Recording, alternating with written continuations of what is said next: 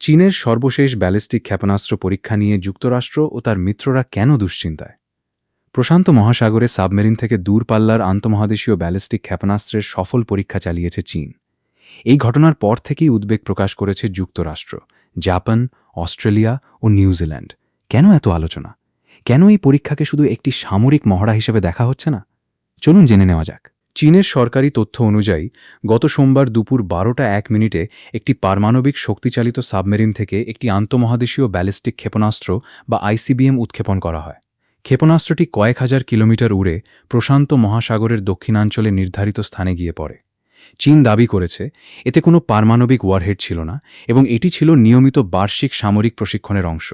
তবে এখানেই শেষ নয়। সামরিক বিশ্লেষকদের ধারণা এটি চীনের অত্যাধুনিক JL-3 অথবা JL-2 শ্রেণীর সাবমেরিন থেকে উৎক্ষেপণযোগ্য ব্যালিস্টিক ক্ষেপণাস্ত্র হতে পারে।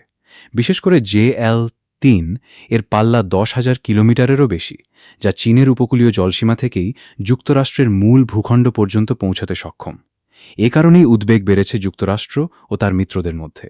কারণ সাবমেরিন থেকে উৎক্ষেপণযোগ্য ক্ষেপণাস্ত্র সহজে শনাক্ত করা যায় না। সমুদ্রের গভীরে অবস্থান করেই একটি সাবমেরিন যে কোনো সময় হামলা চালাতে পারে।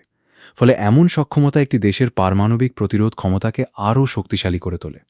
আরও একটি গুরুত্বপূর্ণ বিষয় হল এই পরীক্ষা চালানো হয়েছে প্রশান্ত মহাসাগরের দক্ষিণে, যা দীর্ঘদিন ধরে পারমাণবিক অস্ত্রমুক্ত অঞ্চল হিসেবে পরিচিত। অস্ট্রেলিয়া, নিউজিল্যান্ড এবং জাপান বলছে এত বড় সামরিক পরীক্ষা চালানোর আগে মাত্র কয়েক ঘন্টার নোটিশ দেওয়া হয়েছে, যা আঞ্চলিক নিরাপত্তার জন্য উদ্বেগজনক।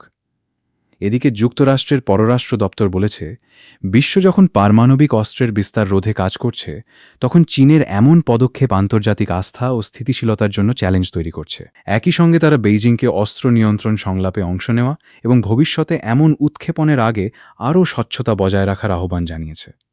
অন্যদিকে চীন বলছে এই পরীক্ষা কোনো দেশকে লক্ষ্য করে নয় এবং বিষয়টিকে অপ্রয়োজনীয়ভাবে রাজনৈতিক রূপ দেওয়া উচিত হবে না। বিশ্লেষকদের মতে এই ক্ষেপণাস্ত্র পরীক্ষা শুধু একটি সামরিক মহড়া নয়, বরং এটি বিশ্বের বড় শক্তিগুলোর মধ্যে চলমান কৌশলগত প্রতিযোগিতার নতুন বার্তা। ইন্দো প্যাসিফিক অঞ্চলে যখন যুক্তরাষ্ট্র ও চীনের প্রতিদ্বন্দ্বিতা বাড়ছে, তখন এমন প্রতিটি সামরিক পদক্ষেপ আন্তর্জাতিক নিরাপত্তা ও ভূরাজনীতিতে নতুন করে আলোচনার জন্ম দিচ্ছে। এ ধরনের গুরুত্বপূর্ণ আন্তর্জাতিক সংবাদ সবার আগে জানতে আমাদের চ্যানেলটি সাবস্ক্রাইব করুন। ভিডিওটি ভালো লাগলে একটি লাইক দিন এবং আপনার মতামত কমেন্টে জানাতে ভুলবেন না।